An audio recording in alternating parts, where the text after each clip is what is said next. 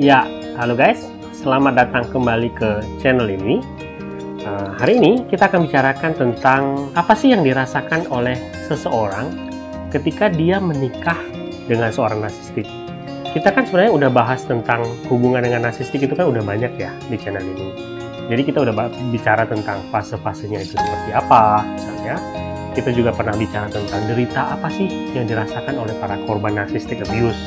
Kita juga banyak bicara tentang teknik manipulatifnya, tentang luka-luka batin yang dirasakan oleh seorang penderita narsistik abuse.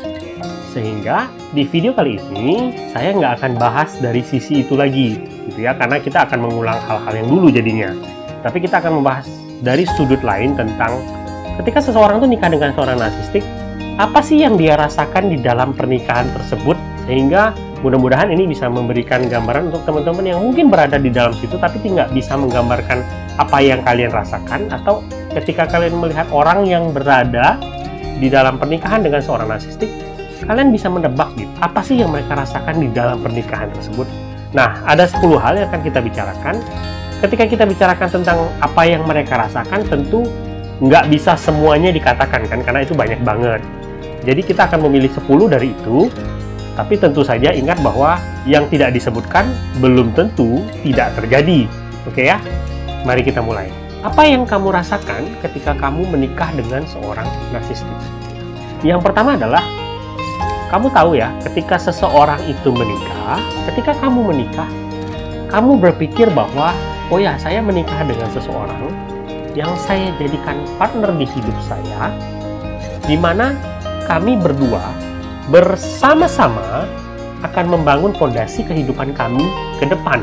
Fondasi kehidupan itu kan banyak ya, fondasi keluarga, fondasi hubungan, fondasi keuangan, dan juga berkaitan mungkin dengan anak dan bisnis misalnya begitu. Kalian berpikir bahwa kalian akan punya partner di mana kalian akan bekerja bersama-sama, membuat rencana dan membangun sesuatu gitu. Tetapi ketika kamu menikah dengan seorang narsistik, kamu merasa bahwa kamu adalah satu-satunya orang yang berjuang untuk hubungan ini gitu. Kamu adalah satu-satunya orang yang berusaha mempertahankan pernikahan kalian ini. Termasuk kalian merasa bahwa kalian adalah satu-satunya orang di dalam hubungan ini yang memikirkan segala-galanya gitu. Kalian berpikir tentang masa depan gimana, kalian berpikir tentang keuangan kalian, kalian berpikir tentang anak-anak kalian, kalian berpikir tentang bisnis kalian, semuanya. Seolah-olah kalian merasa, saya satu-satunya yang berusaha agar pernikahan ini berhasil gitu. Dan kamu nggak tahu bagaimana ini mungkin bisa terjadi gitu. Itu satu.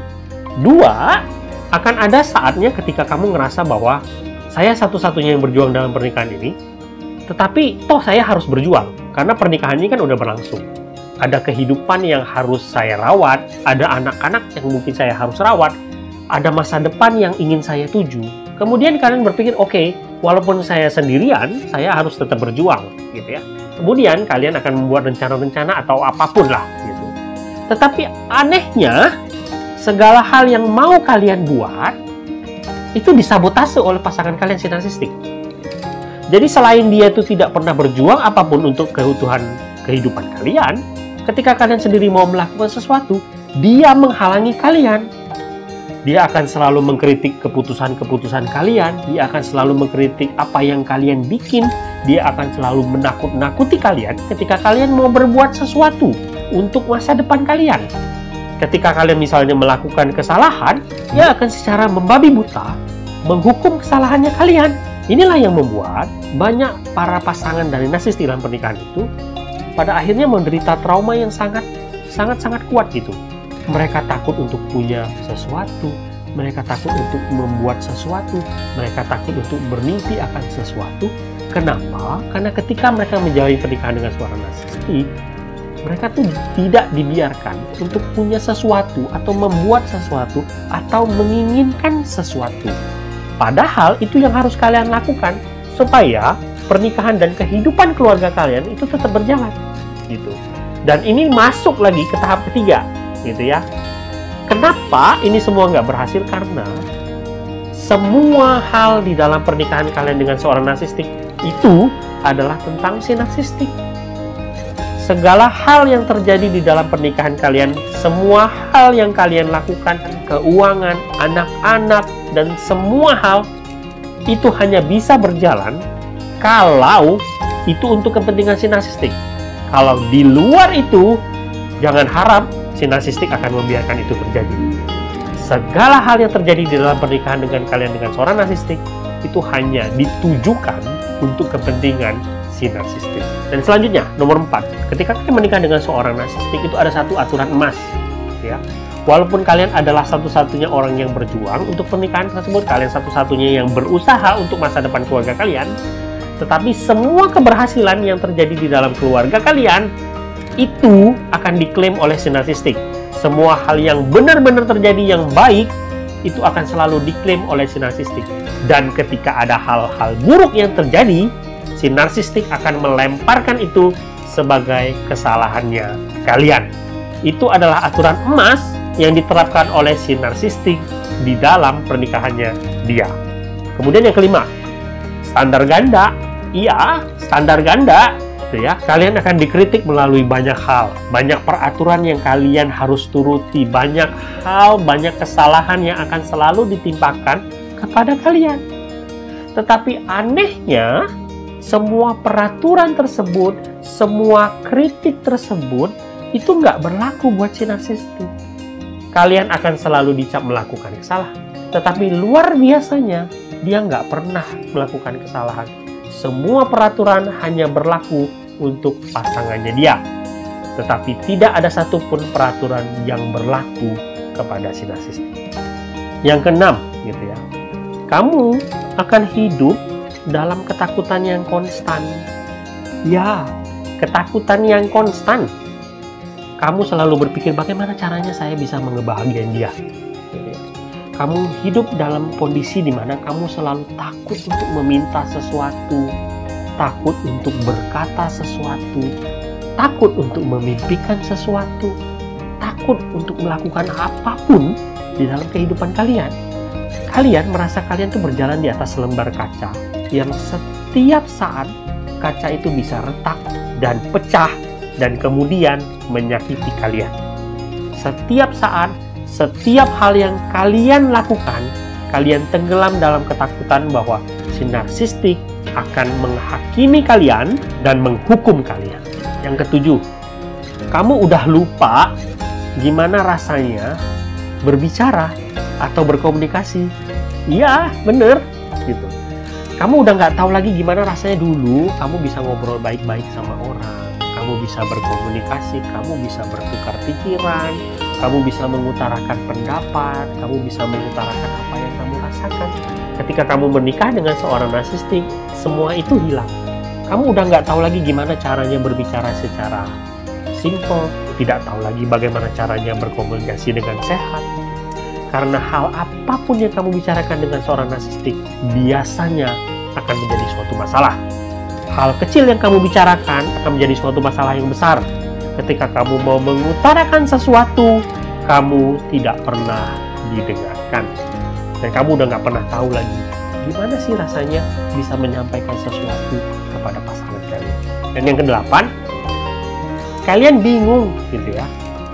Kalian sering sekali tiba-tiba dijadikan tameng oleh pasangannya kalian. Pasangan kalian, si narsistik itu, nggak pernah ngomong apapun tentang kalian.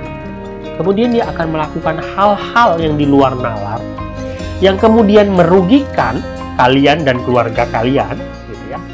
Dan kemudian dia memakai kalian sebagai tameng. Gitu.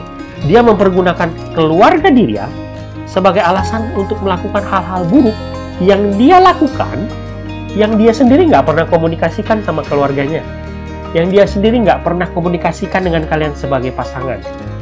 Yang kalian tahu, tiba-tiba akan ada kejadian-kejadian buruk yang dilakukan oleh pasangan kalian, dan kemudian kalian harus maju dan jadi tameng atau alasan buat dia supaya dia bisa melarikan diri dari konsekuensi yang sudah dia buat.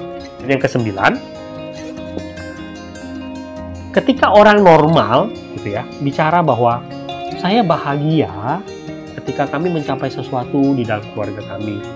Anak kami wisuda, anak kami lahir, kami mendapatkan promosi jabatan, kami membangun sesuatu.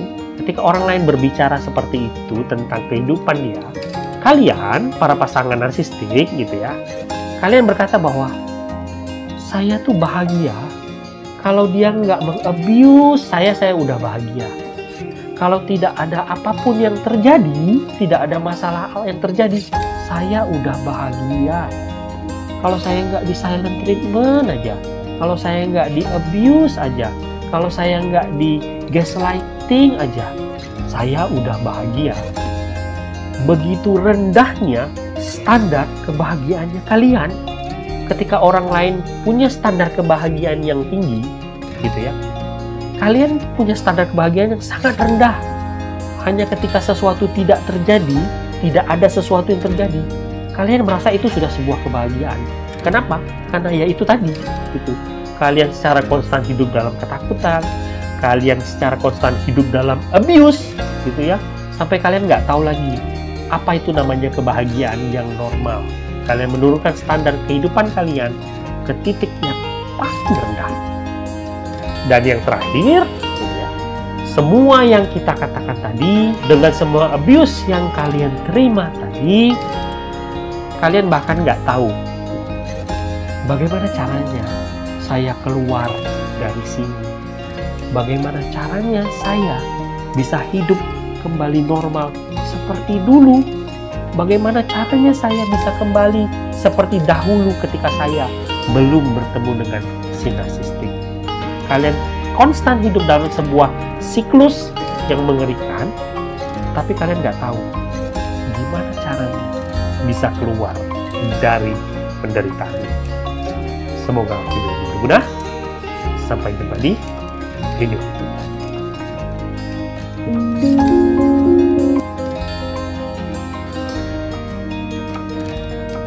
Ya, teman-teman semua, selamat datang kembali ke channel ini.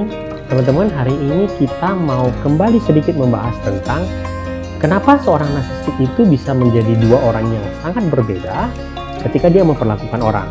Dia bisa sangat baik kepada seseorang, tetapi bisa sangat jahat kepada orang lain. Atau terutama ketika ya kepada keluarganya sendiri, dia menjadi seseorang seperti monster, tetapi untuk orang di luar sana, dia bisa menampilkan image yang sangat baik. Sebenarnya saya sudah pernah membahas ini, tetapi waktu itu saya membahas dari sisi sebuah dinamika dari sebuah keluarga disfungsional dan mengakibatkan apa kepada anak-anaknya. Nah, hari ini kita mau membahas sedikit lebih umum tentang apa sih yang sebenarnya dirasakan oleh seorang narsistik ketika dia itu bersikap berbeda terhadap ya dua orang gitu ya, terhadap keluarganya dan terhadap orang di luar. Nah, kalau kalian nanti memahami apa yang saya bahas, kalian mungkin akan menyadari bahwa kalau kamu bukanlah seorang narsistik, percaya deh, kamu tidak akan bisa berpura-pura atau bersikap berbeda terhadap keluargamu dan orang di sekitar sana, karena menampilkan image seperti seorang narsistik itu sebenarnya membutuhkan energi yang luar biasa besar. Dan sebenarnya seorang narsistik itu mengalami kelelahan luar biasa ketika dia melakukan hal tersebut. Jadi pertama gini nih teman-teman, seorang narsistik itu dia sangat merasa punya kewajiban untuk bikin sebuah impresi yang bagus ketika dia bertemu dengan orang-orang baru.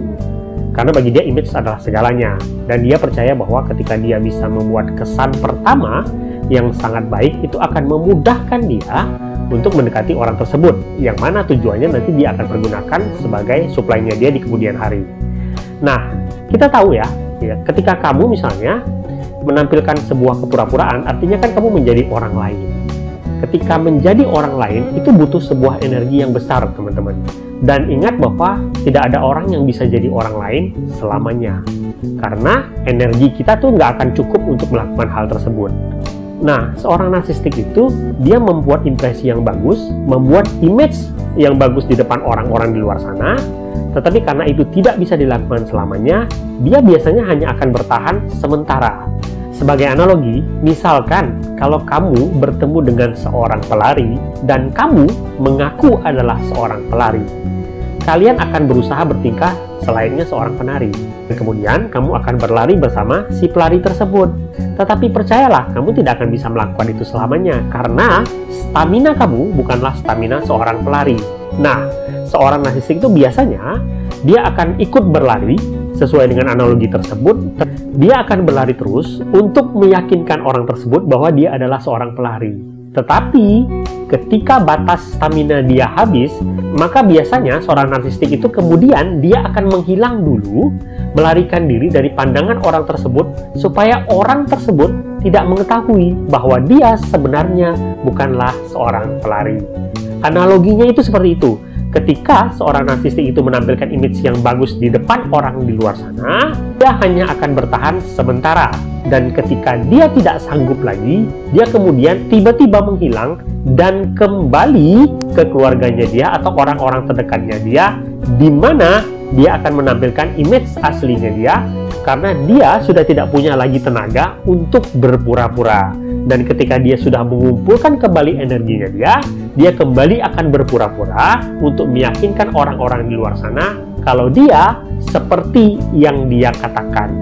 Kalian bayangkan ya, seseorang yang dia keluar dari rumahnya, itu seperti dia berangkat kerja. Okay? Dia masuk ke tempat kerja, kemudian dia menampilkan sesuatu yang sangat berbeda dibanding di rumahnya dia. Dia kemudian bekerja sepanjang hari, mengeluarkan segala hal yang dia sebenarnya tidak suka untuk lakukan. Dan ketika sore hari, dia akan kembali ke rumah dan melepaskan semua kelelahan dia dan menjadi dirinya sendiri. Nah, seorang narsistik itu seperti itu. Dia keluar, dia bertemu dengan banyak orang, dia berpura-pura menampilkan image yang baik, dan ketika hari selesai, dia lelah, dia pulang ke rumah, dan dia bertemu dengan keluarganya, dan dia melepaskan semua topengnya dia dan menjadi diri aslinya dia.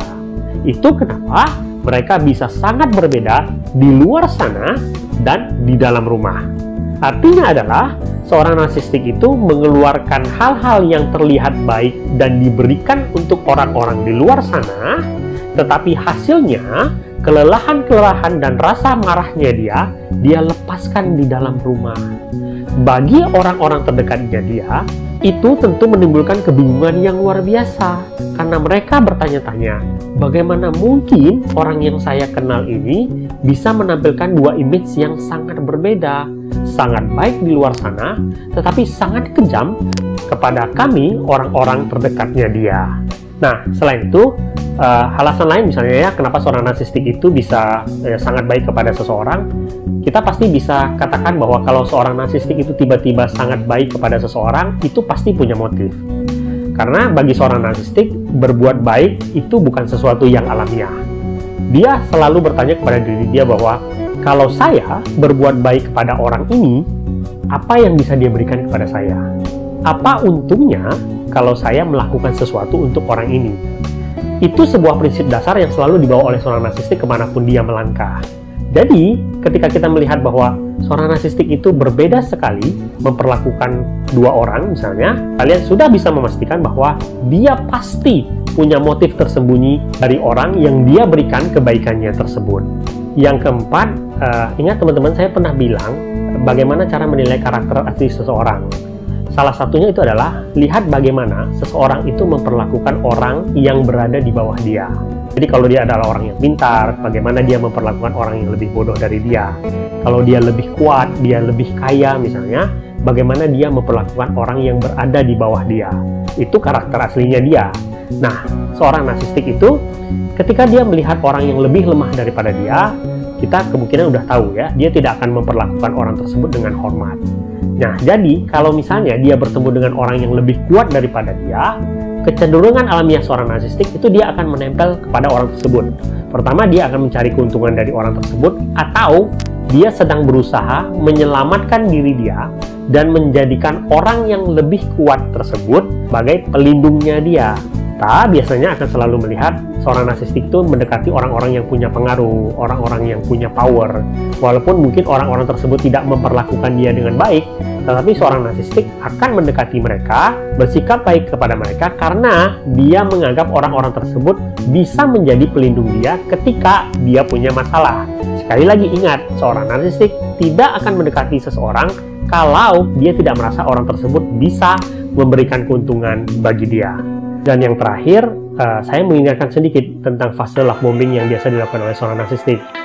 Seorang narsistik ketika dia mendekati korbannya, dia akan melakukan love bombing. Kemudian ketika dia suatu hari dia mendapatkan sublai baru, dia akan memperlakukan pasangan lamanya itu dengan sangat buruk, tetapi secara bersamaan dia akan melakukan love bombing kepada pasangan barunya. Dan dia berusaha meyakinkan pasangan lamanya bahwa pasangan lamanya itu melakukan kesalahan. Dia meyakinkan pasangan lamanya bahwa berubahnya sikap dia itu adalah kesalahan pasangannya tersebut. Dan dalam kisahnya dia selalu menempatkan diri dia sebagai korban untuk juga meyakinkan pasangan barunya dia bahwa dia adalah seseorang yang baik. Buktinya, dia melakukan love bombing kepada pasangan barunya. Tapi kita tahu itu sebuah manipulasi karena pola ini akan selalu berulang. Sebagai penutup ya, teman-teman, ingatlah selalu, seorang narsistik itu biasanya selalu punya dua sisi. Dia tidak bisa secara konstan memperlakukan semua orang dengan cara yang sama. Kenapa? Nah, setiap orang itu kan punya kegunaan masing-masing. Ketika seseorang secara tulus memperlakukan orang lain, dia tidak akan melihat faktor kegunaan orang tersebut bagi dia. Sehingga dia bisa memperlakukan semua orang dengan cara yang konstan. Tetapi seorang narsistik tidak bisa melakukan itu karena dia selalu memperhitungkan untung dan rugi dari seseorang ketika dia memperlakukan orang tersebut. Dan karena untung ruginya setiap orang itu berbeda, maka seorang narsistik akan memperlakukan setiap orang dengan cara yang berbeda. Dia bisa menjadi malaikat bagi seseorang, tetapi dia juga bisa menjadi seorang monster bagi orang yang lain. Semoga video ini berguna. Sampai jumpa di video selanjutnya.